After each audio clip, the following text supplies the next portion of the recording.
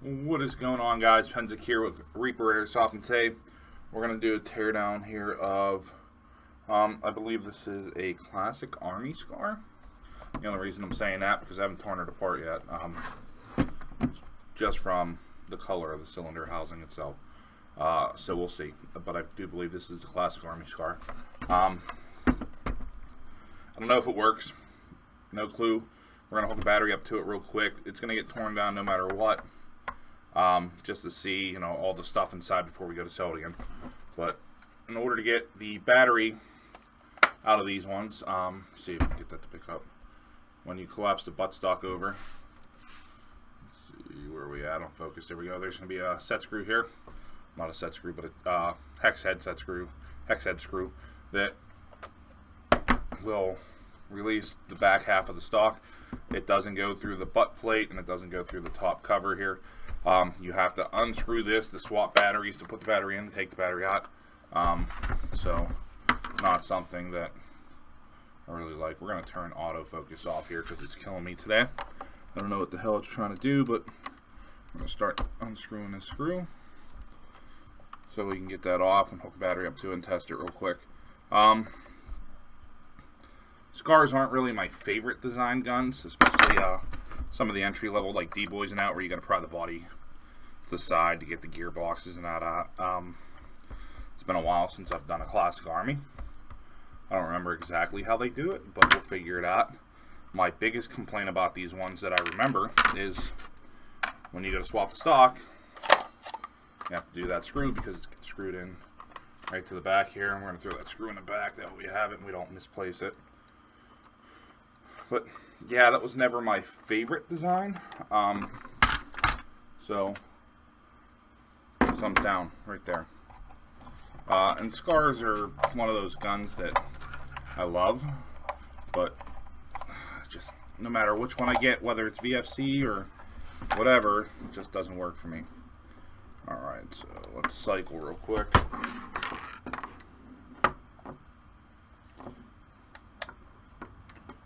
Nothing, not a damn thing. First indication that we have issues is that the selector switch, this is on semi this side, full auto this side. So safe there, safe. Yeah, there, it's misaligned. So we're gonna go on with it. It doesn't work. And just to make sure, we're going to grab a different battery. We have a different adapter. I know I have adapters hiding here somewhere. We're going to change the battery. There's an 11-1 LiPo. Let's grab an adapter off the keyring. Make sure the adapters aren't an issue. Like I said, my only goal here is to see if it even cycles. Not sure if it does. Mikey took it in on trade. So we're going to find out. 11-1. Not a damn thing. So there's definitely something wrong. And we're going to go off the start that it's already broken. Now on this model, I don't remember if we have to take the back stock off. I don't think we have to because I know we may have to. We're going to find out. But the first thing I'm going to do is I'm going to pop the lower receiver. Front body pin. Hinge. Nope. So we're going to have to pop the back off. And that should be, yeah, it's 2.5 mil. So there's going to be, front body pin needs to come off. There's going to be screws here. These are 2.5 millimeters. There's going to be one on each side and one on the top. I need to come out to take the back stock off here. Here's the one on the top. And this should release the back stock plate. I'm hoping they have quick disconnects or something along that line to connect the stock to the gearbox, because the way the battery system works in the back here is the wires come through the stock, and then up in this section here, the fuse housing is mounted and secured up there permanently, and it could be a blown fuse, I don't know. But if we have a set of quick disconnects, which it looks like we do, we have another set of Tamiya's, we're going to check it real quick. So let's find it.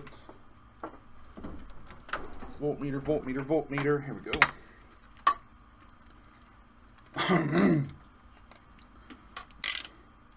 So we're going to set our voltmeter to this setting. You guys can see it physically down here. What this does is this tests continuity. So if you got a bad fuse, when you touch ends together, if electricity is flowing through it, they'll beep. That way you know electricity is coming through. If not, nothing will come through. We'll do the negative first. That way you guys can see what we do. So negative terminal to the negative terminal. Golden. Let's go positive to positive. No beeping, no nothing. So 10 to 1, that fuse is blown. And we're going to have to pull that fuse out before we go to hook it back up. Then we're going to double check the gun here real quick.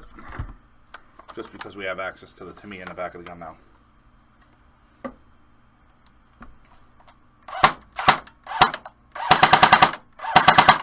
So gun cycles. It doesn't sound too bad, but it sounds a little weak. I don't know if the motor's, messed up or what.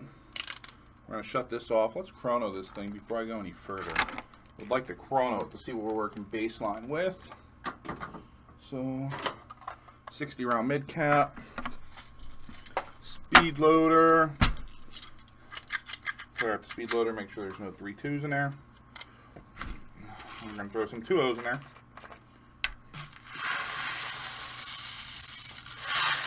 And we're going to see what our baseline chrono on the gun is, to see how compression is, just to see. And I like to have a reference of, what it's shooting when we start, what it's shooting after. We may tune it down a little bit, we may bump it up a little bit depending on what it's shooting, but this will at least let me get an idea of where the spring is sitting. So we have a baseline. I'm going to push that pin back in so we're at least making good seal with the gearbox. We're going to put an 11-1 on there to make sure we got enough power to get it over the hump real quick. That way we don't jam it or anything like that. We're going to take a shot here. Let's see. 319, 317, 318, 318, 319. So it's pretty efficient. I mean, with an 11.1, it's cycling great. So we probably just got a weak motor or dirty setup. Power is pushing it through, no issue. But that gives us a baseline. The feet per second for what we do here needs to come out. Most of our guys play outside, so that's what we're going to do. We're going to bump the feet per second up on this. We're going to check out the rest of the body, the hop-up unit, and that. Slide that back. There's our plate. Looks like he tried to glue it in. Let's see what else we got going on. There's our hop-up. Charging handle. The bolt's loose in the charging handle, but we're going to unscrew this and pull it out anyways. We're going to pull everything out here, and we're going to see what's going on in there. So, charging handle on this model, it just kind of threads into the upper slide. It's a 3mm bolt. You just put it in, tighten it down. Here's our upper slide section, which can definitely afford some lubrication. Everything's all plastic, all polymer. It's not a full metal upper, so we're going to definitely lubricate everything there. I mean, it's for the front end. Front end's solid.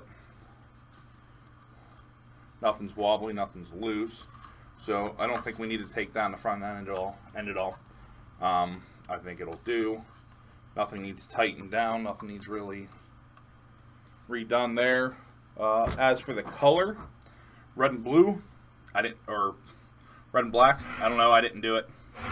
Assuming the customer that had it just like red and black. I like it for computer builds, I don't like it for guns. Well, I wouldn't mind it. The basic spray paint stuff I won't do, but if there's actually anodized red or stuff like that, I'd do it.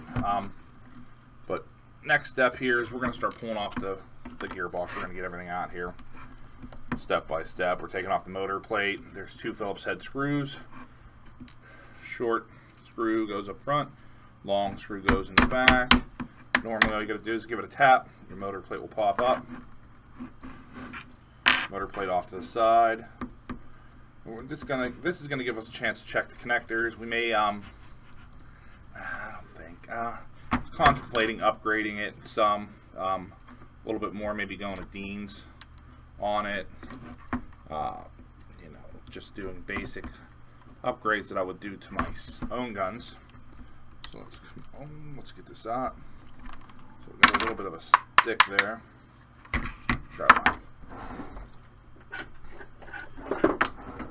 Angled needle nose always helps out, and we're going to use the pistol grip for leverage, and we're going to try and apply even pressure to the motor's base to try and get it to pop up. There we go. Don't ever force it. You will break. This will break. So if it's not coming out from this side, switch to the other side. Wiggle it to get it out. Pinion doesn't look too bad. Normal wear and tear that you would expect for the pinion. Nothing major. I'm going to set all this to the side. Pistol grip itself. In the bottom of the pistol grip, I don't know how well you guys are going to see that. There's going to be in this one, there's 2 screws. Most of them have 2 screws. Every once in a while you'll get one that has 4. I know, like my GMP Stoner 63 has 4, but this will get you an idea. There we go, that way. 1, 2. Long Phillips. Go in. Loosen both screws. There's one. Let's get the second one.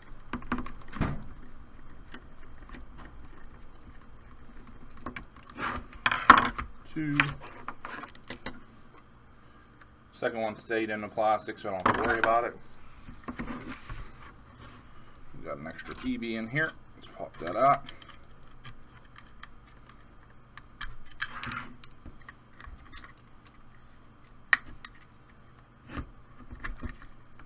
There we go.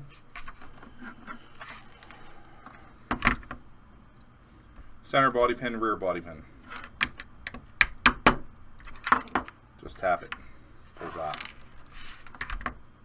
Rear body pin, same thing. Go to tap, pull it out.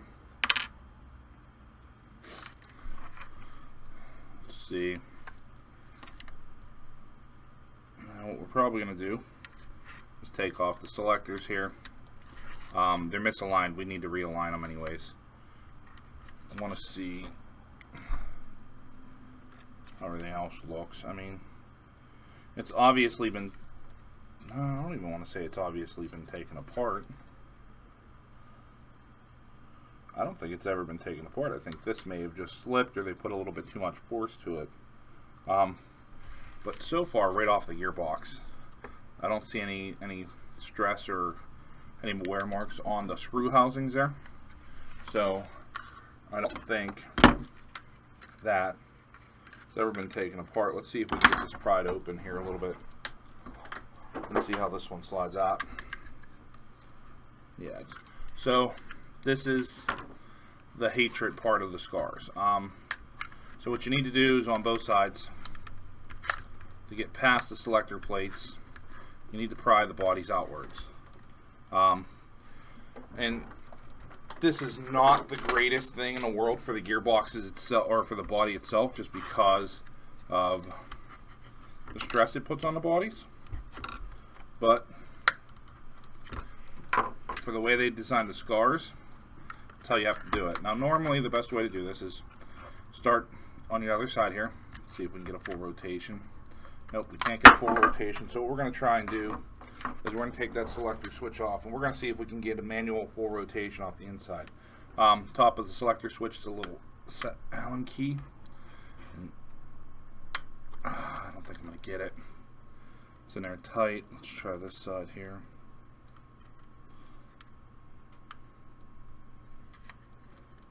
We may have to do this the old pain in the ass hard way to get them out, which is never fun because you stress out the body. Nope. I guess. So this side, you see how I rotated it backwards. This is going to disengage from the main gear set. I was hoping to do it to this side too, but it's not going to let me because it feels like there's a stop on it. And best way to do this here is to look inside while you're doing it so you can see what's going on, and you gotta disengage the gear sets from the actual body itself.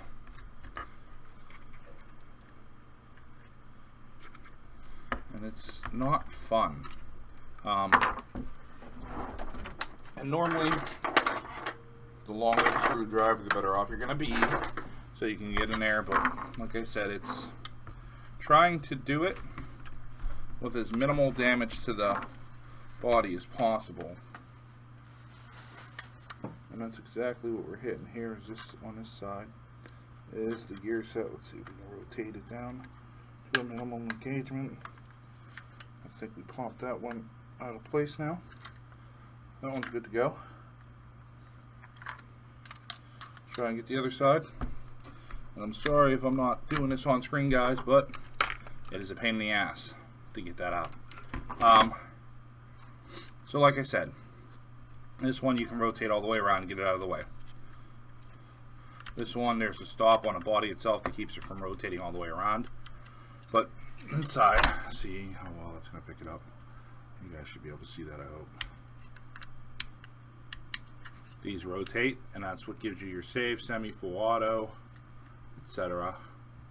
And that's how you line them up too, is you would adjust this side, get it in place, and then this one you would pry apart, rotate to where you need it, set it back in to mesh with the gears, you're good to go. Our mag catch here is a little stiff, so what we're going to do is we're going to push it open, and right inside in the middle there's the lever. We're going to throw some gear grease down in there.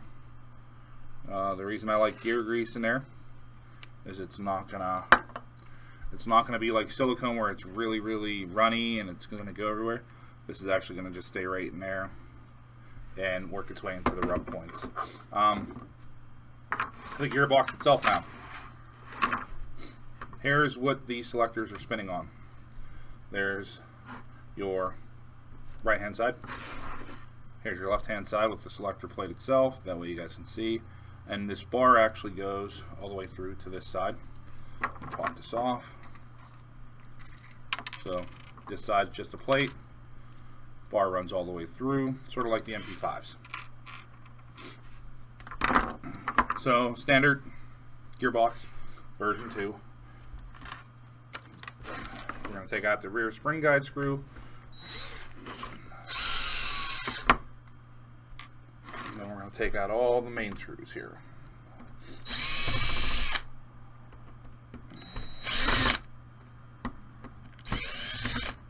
If you're going to use power tools to do this, make sure when you're putting them back in, you don't have it set to full torque, so you're not stripping the heads of the screws or breaking them off, anything like that. You're going to want to set the collar to like a 3 or a 1. That way when you add torque to it, it's going to slip on the collar itself and on the main drive here, the drill, so you don't over torque them or strip them out or anything like that. And I use it just to kind of pull them out and put them in real quick, and all my main tightening is done by hand. That way I don't have any issues. And as you guys can see, I'll show you one. These are not machine screws. These are very coarse thread screws, stuff you put in wood, so you can strip out the metal from the gearbox shell itself pretty easy with those. So disassembling the shells, take a long Allen key, screwdriver, whatever you have that's thin and long, it'll fit through here. Add a twist. So you're going to grab this, I twist it so it pins the gearbox down. It's pinned down so it won't come up. Take a flathead, put it in any section of the gearbox where you can start prying, free it, gearbox shell pops off. Everything else is pretty much still in place. How you doing? Good, how are you? Alright, so gearbox is separated. We're going to pull out the spring guide, take a look at the spring here. Spring feels kind of weak. May just be the stock spring. See, we got some wear, tear on the spring guide. It's just a full metal guide that looks like it was painted. The paint rubbed off. I hate when they paint those things because when the paint rubs off, where's it going to go? It's going to go inside the gearbox. Let's give a quick look to the gear sets. That one looks good. No major wear. Pop this out real quick, get it out of the way. Sector gear looks fine.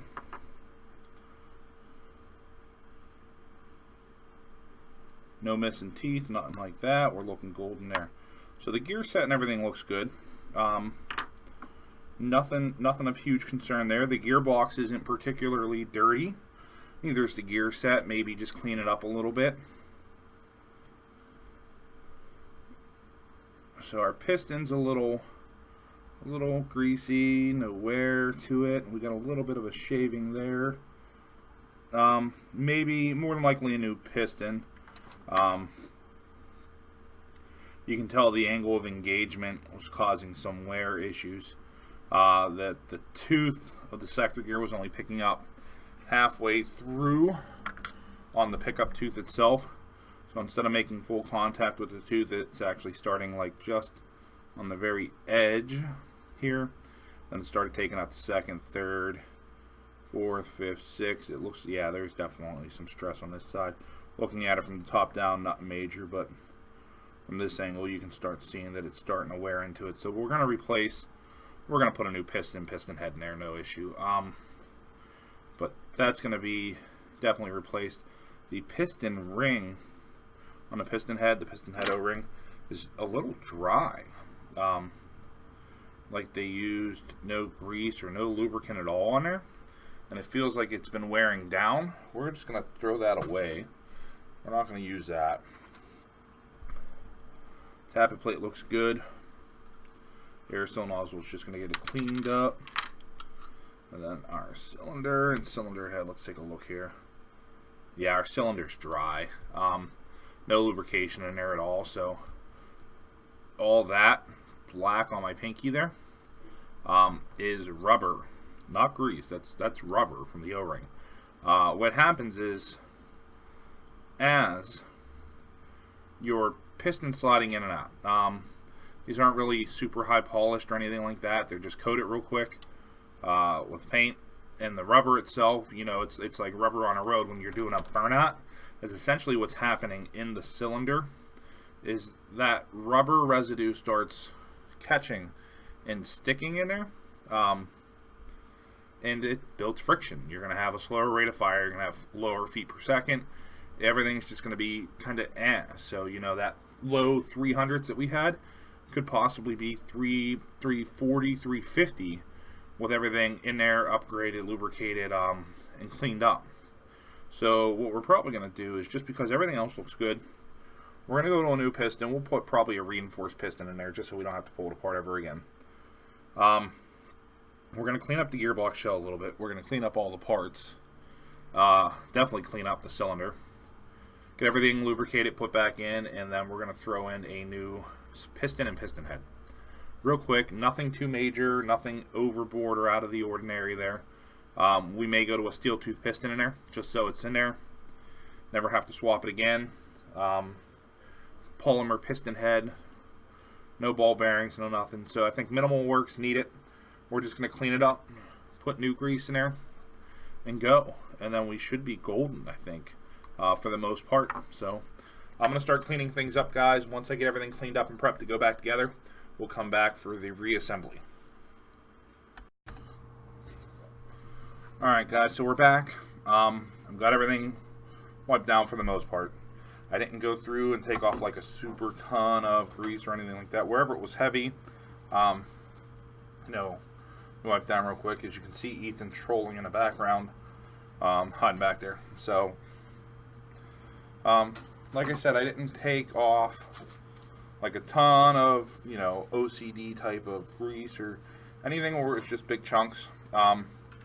We wiped off it, scraped it out real quick, put all the stock shims right back to where they were. You know, just kind of real quick lay over here. We're going to start putting it back together. We're going to see how the shims look stock from the factory, see if they're acceptable or not. we're going to go from there. First thing we're going to do is we're going to throw some gear grease, silicone oil, gear lubricant. This stuff thickens up nice and almost like a honey and sticks to everything, which is nice. So we're going to throw some right on the bushings, since that's where the gears spin at. Any point of contact for the gears is where you're going to want the lubrication, just kind of reduce the friction. And now I've seen people completely grease up the gearboxes to where you've got grease all the way back here and down here, and you got to remember the gears themselves should not be touching the gearbox shell at all. They should just, the bushings is it. The bushings is the only contact point that the gears should be touching other than themselves and the piston. So to coat the gearbox shell with grease and like paint it on all these little in between, it's kind of pointless. If your gear is touching your gearbox shell, you shimmed it wrong. Redo it. The best advice I can give you there, guys. It's pretty much, if you're touching a gearbox shell, it's unneeded friction. It's not shimmed right. You need to redo it. So what we're gonna do is we're just gonna lay the upper and lower sections of the shell together real quick. We're gonna see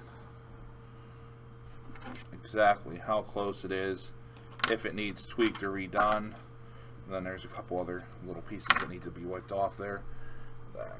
Grab this and wipe it off. What you do is you put them together, squeeze real quick, give it a spin. You want some play, you want some up and down travel, because if you're doing it at this point, when you go to screw your gearbox down, it's going to be torqued tighter than you can physically squeeze it.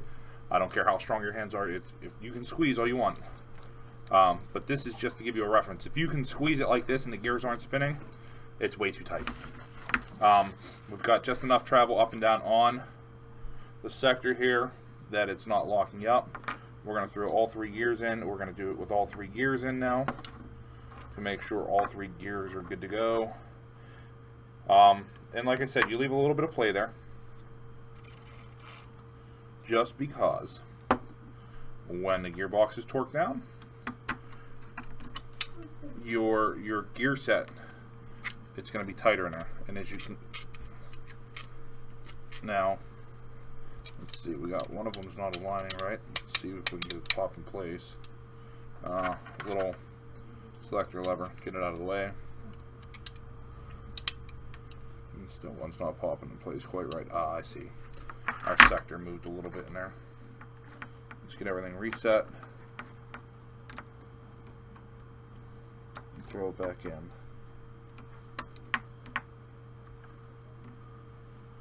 Boom, boom.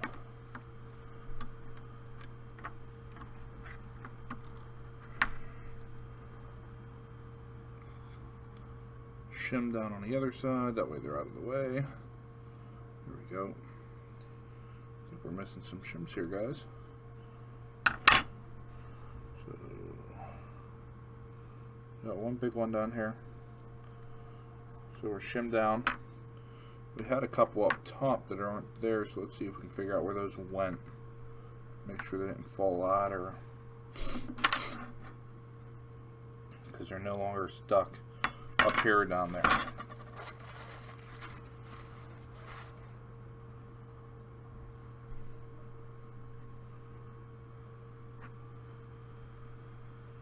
they're not in the gearbox itself, which is good. Actually, I think I've seen an issue right here. We're going to get rid of this shim. So there, we're going to put a different shim down there, a smaller diameter, so it's not running into the spur. So that's our first step. Is normally for down low under the bevel here, you want it to keep it smaller than the actual teeth itself. That way it doesn't hit anything. And we'll re-shim the top on this since the shims are no longer there. I know where the shims ran off too. They may have fallen on me and I may not have noticed it. But they're not there and they're not in the gearbox. So we're not going to search for them. We'll just re-shim it. There we go. See how much play we have here.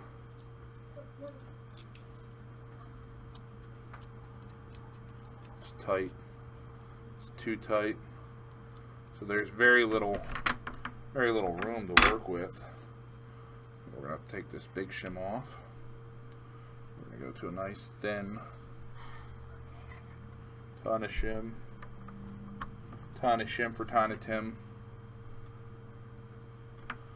Get it set back on. Don't force anything because your shims will stick to both sides. I like to keep them on the gear side just so you're not pinching them if you don't pay attention. You don't want to have any issues. So there we go. Let's see how we feel now. Much better. We got a little bit of up and down travel, so what we're going to do is put one thin one up top. And we should be good to go there for the shimming on the gear sets, and there's that. Like I said, it sits just enough on there that if it misaligns and you try and forcefully put it together, you're going to crush the shim and you're going to break it. That'll work. Alright, so we're shimmed. Get rid of all the extra shims here, throw them back in the bag.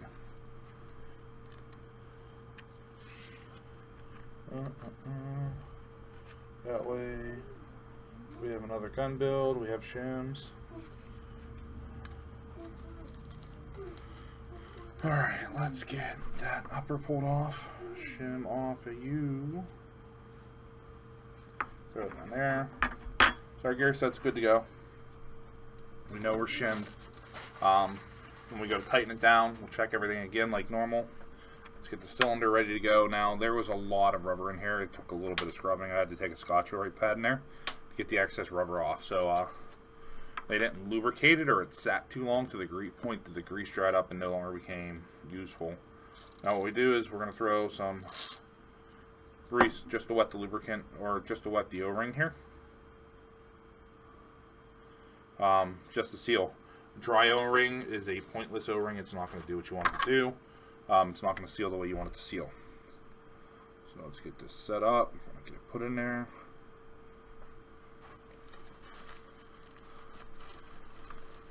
Wipe it off. Here's our piston. We're going with a red piston, full metal teeth, poly piston head, nothing special. We'll do the job. We're going to throw some of the silicone grease here right on the piston O-ring as well. Like I said, this stuff's nice. It's almost like a honey, where it sticks to everything, and it lubricates everything pretty good. And as you can see, we got really good compression. I'm not even just past the window and it starts its compression. We have no leak there. So we're going to have good compression on this. We're going to gain a lot of compression that we may have been missing before because of the issue. We're going to add a little bit more there just in case we missed any of the old rubber residue. It'll at least lubricate over top of it, help it wear out and get out of the way. There we go. So that's good to go. Next step, aerosol nozzle. You're going to put a little grease right around the section for the nozzle on the cylinder head. That way the aerosol nozzles lubricate it and the O-rings lubricate it so it actually seals. So we're going to check that. So with the aerosol nozzle on, we have great compression. So that works. Good to go there. Tappet plate has a slip joint. It locks right into the aerosol nozzle. I'm going to slide it in, set it down. It's prepped. Now let's prep the piston. Now what I'll do is I'll put grease right in the center rail section.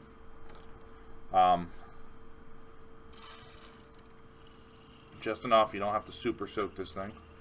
You're going to grease right where the guide rails are, and then right where the tappet plate goes. Like I said, anywhere there's friction, you want to have a lubricant, just to reduce the friction so you don't have any issues and everything slides better and lasts longer. Now let's get this set. Get it in, press it down, piston's in place, tappet plate's in place. Check the angle real quick. We're pretty good. It's not going to make a huge difference because we're going to go right back to the stock spring. It's not going to be a ton of feet per second. Tappet plate spring. We're going to push the tappet plate forward. Spring on the back. Pin to the front. We're golden. Anti-reversal latch.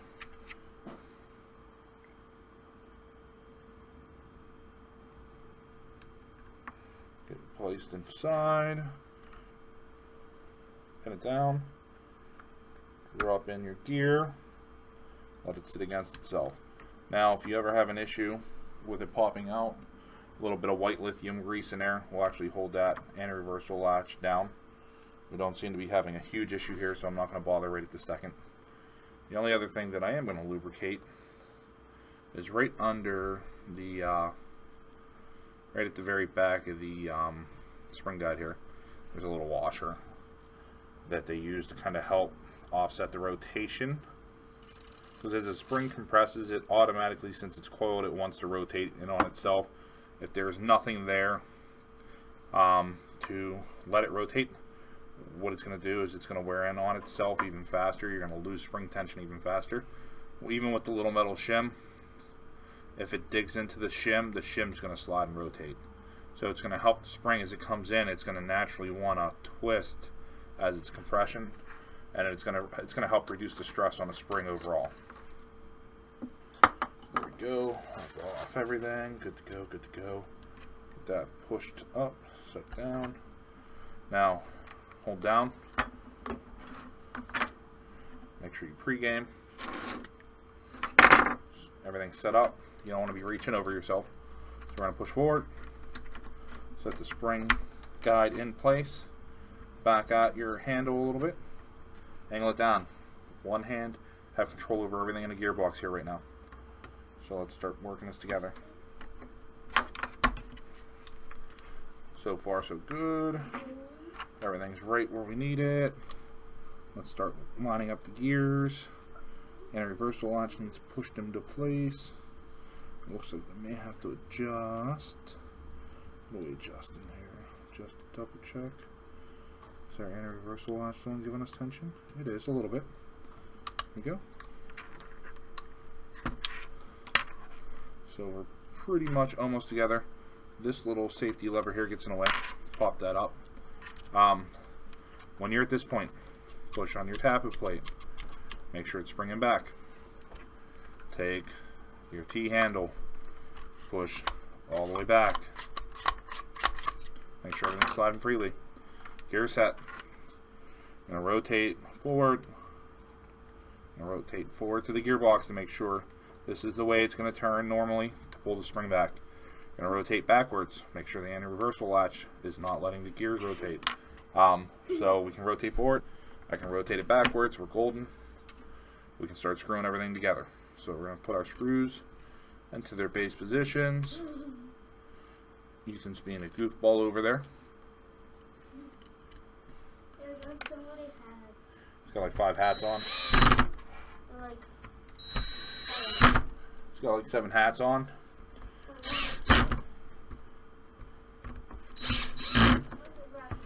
Almost done. Like I said, you can hear the gears on a slip. That way we're not over torquing anything or breaking the heads off. And as soon as I feel it hit the bottom, I try and pull up. That way we're not still torquing it down. So one last one to go, and then we're going to hand torque everything. Where'd it go? I lost it. I don't know. Another big, long, gray screwdriver. There it is. It was hiding, guys. I'm sorry. So we're going to tighten down.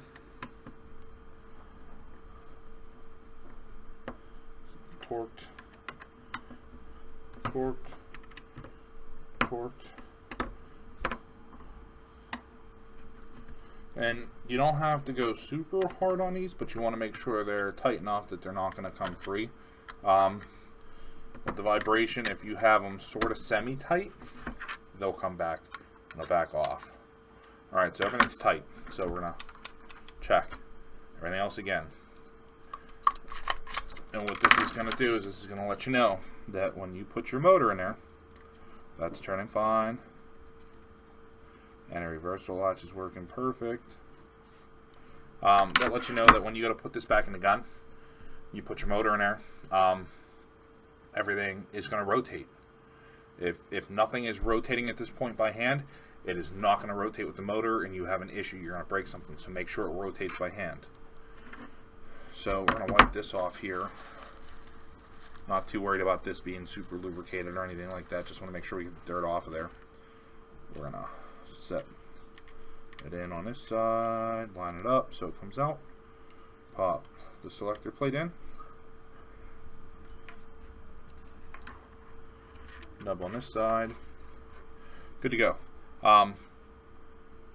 If you are uncomfortable with this section here, sliding in and out, or it's falling out on you while you're messing with it, or you don't think it's staying in place the way you could, a little bit of hot glue. Don't go fucking crazy. Just a dab, just enough to get in there to hold it into place. You can't have it bulging out or anything like that, but just enough to hold it in place is going to do you justice. If you are careful, a little bit of super glue, and not a ton. I mean, if you're going to do it, you do it with the thought that you need to take it apart again. So, say we got our super glue, right? You're just going to literally come in, just a dab. Nothing where you're filling it up, anything along that line, because if you fill it up and you ever have to take it apart again, you're going to be SOL because it's not going to come apart. Now, here's the lower. We're going to rotate our one side out of the way. So, left-hand side of the gun, we're going to put it pointing back. The nipple's going to be pointing straight back. Going to do our motor wires first, put it in, bring it down into position. We're going to start setting it into place. Now, it's only going to go so far because of the way the body is. We're going to have to pry the body open now. Both sides, make sure everything's misplaced over there. We're good.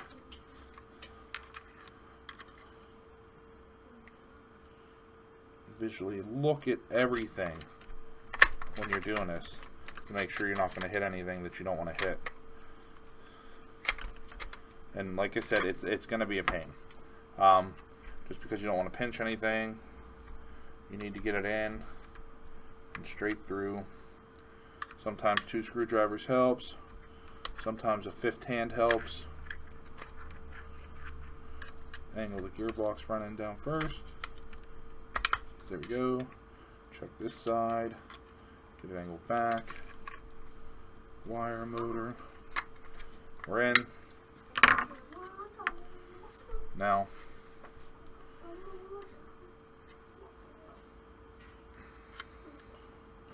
so right now I feel like I'm in full auto almost because I can't take this selector switch up any higher. So what I'm going to do is I'm going to pry this side up past the gearbox. We're going to rotate it to full auto, set it back in, and we're going to see. Let's throw the rear body pin in for now.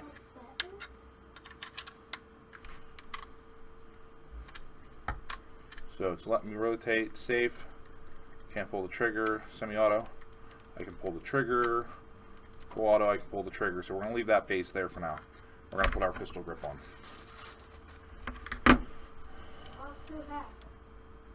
So let's do our positive first. It's longer. Positive's towards the front always. Negative. Slide it in. On. Now, before you torque this down and screw this into place, make sure you have your center body pin in, because your center body pin is going to be your main source of alignment with everything. M4s in particular. If this isn't in, you may not get semi to work, full auto to work right.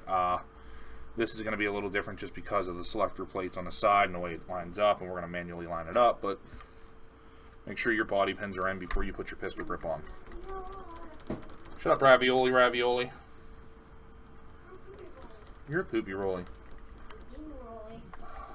An appropriate 6-year-old. Takes after his mother. Secondary screw.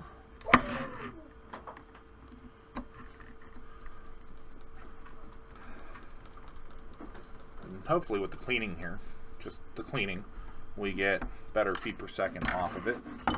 We shall see. So your motor wire here, you want both wires to be on the same side. So this entails you to tuck the positive wire down on this side of the gear, on this side of the pistol grip, up top and around the hole, and then up the side here. That way when the motor goes in, your positive connector is going to be on the opposite side.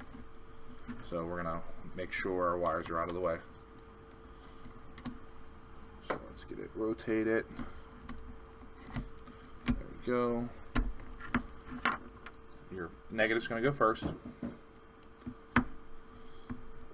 Push it down, lock it in. My fingers are a little bit too big for some of these, so this is where the angled needle nose come into play big time.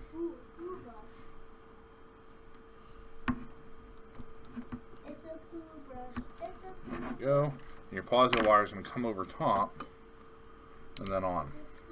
So it's going to look like that. Negative wire is up, positive wire comes up from the front, around and down. That way when you put your motor plate on, your motor plate's going to line up right over top of the wires. They're going to pop to the sides. You're going to be good to go there. Press it all the way down flush. Rear screw is going to be your long one. Get that one screwed in first.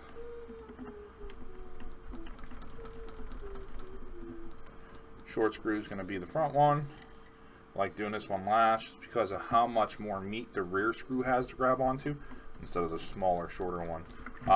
If you put the longer one up front, you're going to literally come through the front of the housing. Your screw's going to be sticking out there. So we got that set up here. We're going to throw it on safe. We're going to hook the battery up. And it's always good to check your work multiple times during the assembly process. So if you have an issue, you don't have to completely disassemble. So safe, nothing. Semi-auto.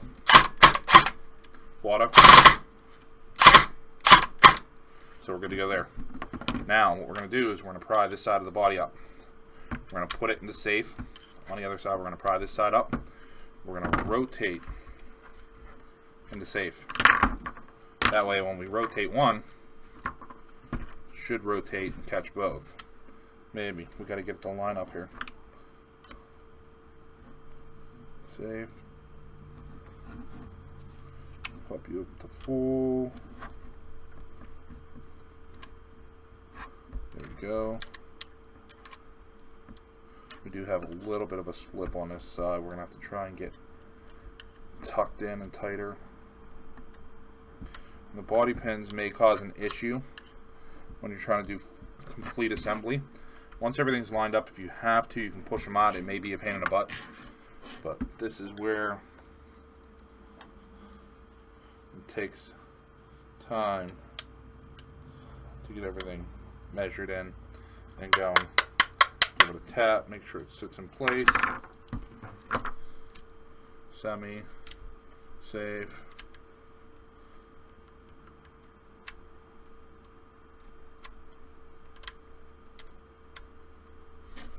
Yeah, and this, I think this one may be rolled over a little bit.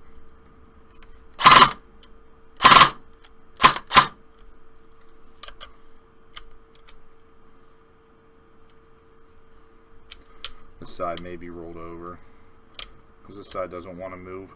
What we may have to do is we may have to shim this one down towards the gear set more, or we may have to shim the selector bar up a little bit so it meshes a little bit better. So now we need to reverse to adjust, and we're going to take a look at that selector plate. I don't think I have a spare. We may have a spare sitting around, but we're going to backtrack now and see exactly what we can do to get that locked in.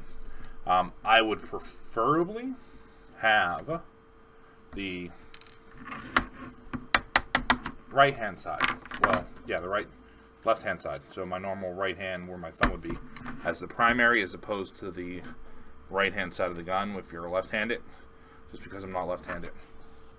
What's up, brother? The tablet been sitting for a long time and it should be charged a battery. Where are you charging it in? The Xbox? Yeah. The Xbox takes a little while to charge. How much battery does it have? 0. Still at 0? Your charger may be bad then, bud. I don't think I have any other iPad chargers here. I think I gave Emma my other phone that was here. Let's go play Xbox.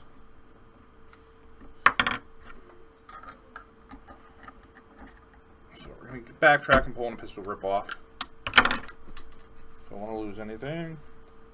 We have extras of, so these aren't a huge deal. So pop it out, pop it out, pop it out. Let's go take a look at the selector sequences here and see what is going on. Actually, I think we're locked in now. Let's put our pin in. We're going to see how good it holds.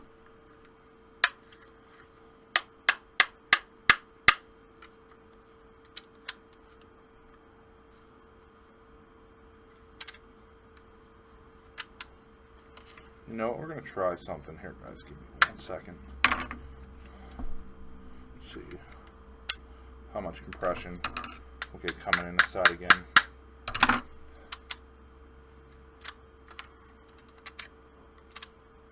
Put the rear pin in now. Let's see if it keeps and contains.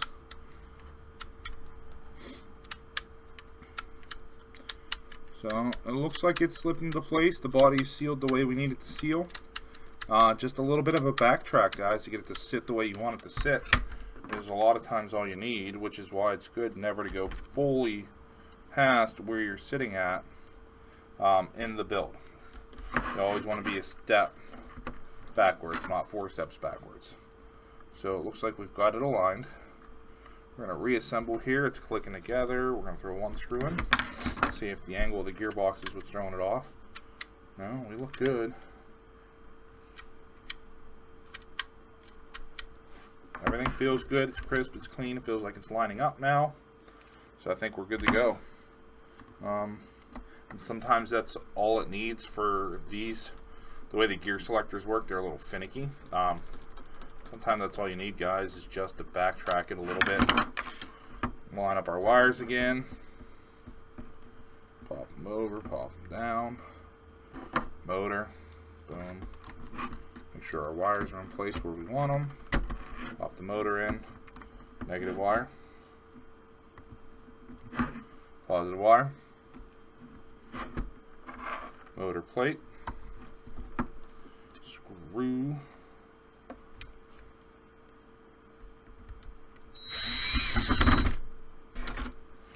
We shouldn't need it for the short one since it's not as long.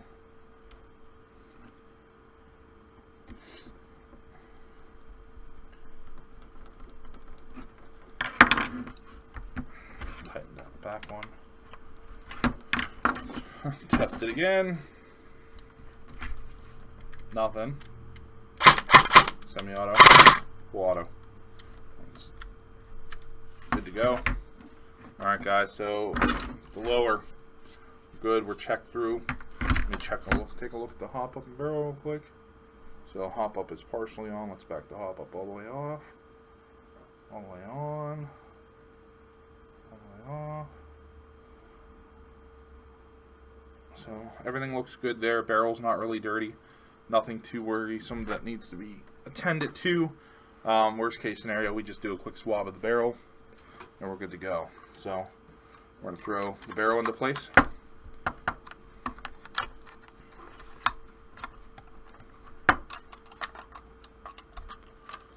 What's going on, bud?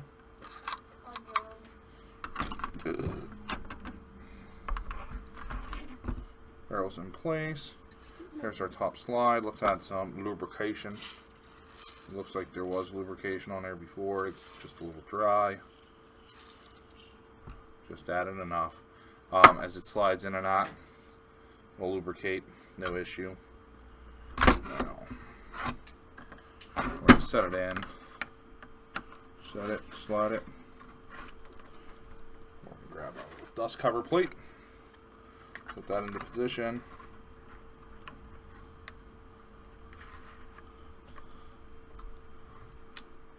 I'm backwards. Thought that looked a little odd. Sorry about that, guys.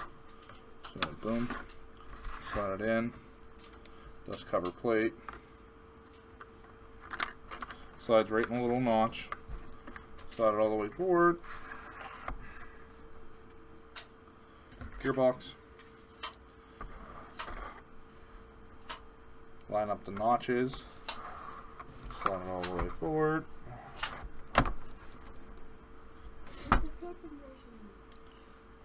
front body pin, which way we get the rest going, so we're going to stay the same way as the rest of them. Then our stock, we can start the process of getting back together now. So we're just going to reverse the process of pulling the stock apart. Make sure you connect the battery terminal, rotate it in, tuck it in.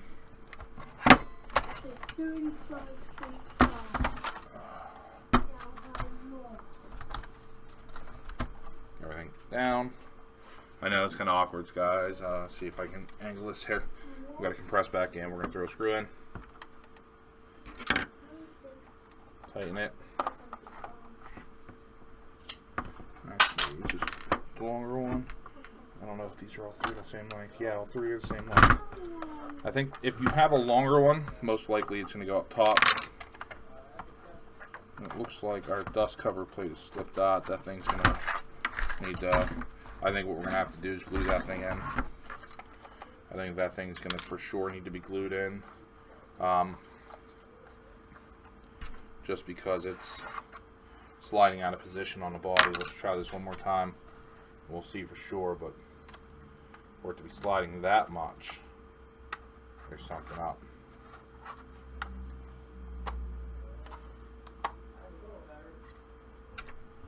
Slide it down.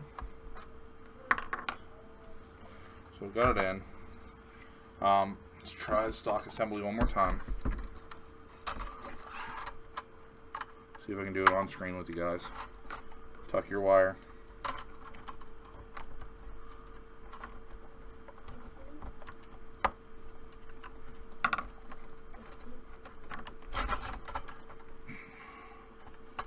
Rotate it.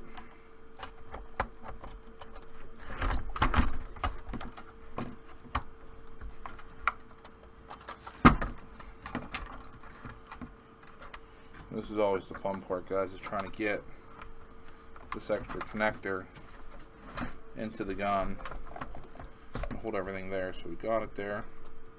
Let's do our first screw in. Hopefully you guys can see this.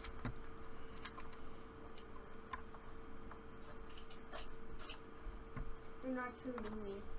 I'm shooting Ethan. Ethan's fun to shoot. He runs away. He runs away. He runs back to where we shoot to make it easier to shoot him. There he goes the other way. So let's see. We're almost here, guys. We're almost done. We're gonna have to change the fuse before I forget. I'm gonna hook it up and I'm like, oh yeah, that's right. So I'll show you guys how to change the fuse, or at least to get to the fuse compartment. Ooh, an opal. Ethan's going through all of my stuff at the moment, Yep. like a pain in the butt. Yep. Don't have kids. Hey, are you gonna learn to fix guns soon? You're gonna have to show me. I'm gonna have to show you. Yeah. Alright guys, so the best way to do this is you need to pry the back tab here It's up over the hump, bottom, up over the hump. What's in here? I don't know what's in there. No, these little boxes. Batteries. Let's get the set screw pulled out. Your batteries. I know they're batteries. I told you they were batteries. Bang, bong, boom, beep, boom. So there's our lock-in section.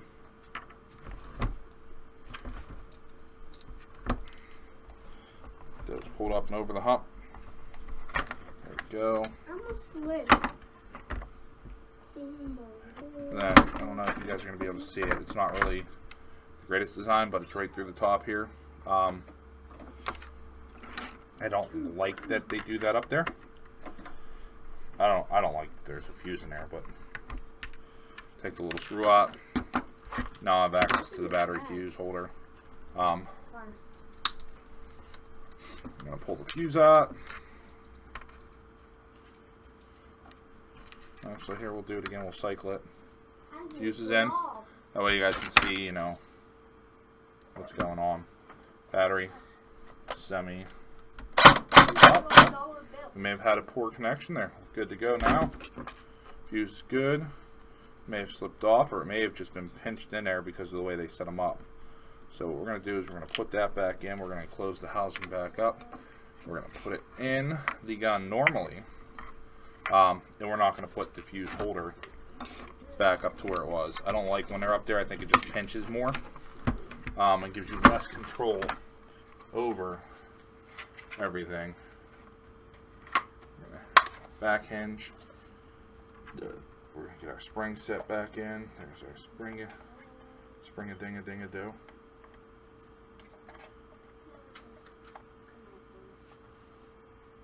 What's up, bud?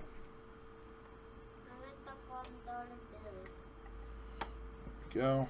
Now when you go to put this back in, you got to make sure the spring and everything line up, or else it's not going to work. It's not going to go through.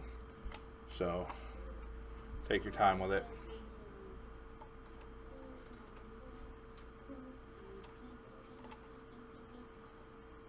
Don't lose the super tiny Allen key head screw, because like I said, I think the whole concept of let's take this off to get to that is just a pain in the ass. Yeah, it is. Ethan's back there being a pain in my ass. Alright guys, so we're good to go there. Hook the battery up, cycle real quick. Cycled. Here's our mid cap with the 2 O's in it still. Let's see if we gained any feet per second off of a cleaning.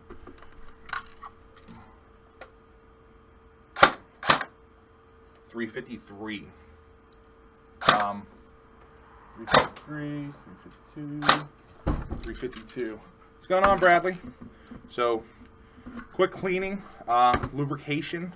We gained, what, 40 feet per second? On your upgrade? Yeah, we did a quick disassemble. Took out the old piston. There was no lubrication on it. Cleaned out everything. So we were at I think it was like 313, 305 when we started. After we cleaned and lubricated, we're at 353. So huge boost in performance. If you guys have any questions, comments, concerns, leave them down below. If you could like, share, subscribe, we'd greatly appreciate it.